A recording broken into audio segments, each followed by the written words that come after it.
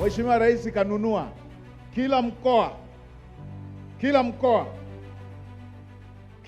mkoa umepewa gari lake la kuchimba visima, na kwenye maeneo ambayo maji hayapatikani ya kuchimba au yanakuja ya chumvi, Mheshimiwa Rais kila ukanda amenunua mtambo wa kuchimba mabwawa kila ukanda.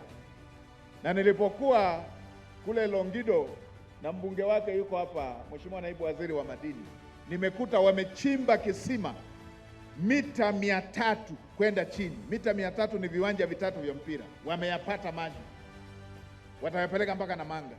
Wametumia vizuri magari yale ambayo Mheshimiwa Rais amepeleka kila mkoa.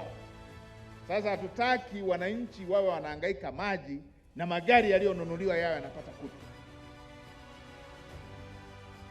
Iwekwe kwenye budget, mitambo iwe bize kutatua changamoto za Watanzania, wenye kilimo cha nyanya, wenye kilimo cha vitunguu, wenye kilimo cha mboga mboga. Mitambo hiyo Rais ameleta kwa ajili ya kubadilisha maisha ya Watanzania.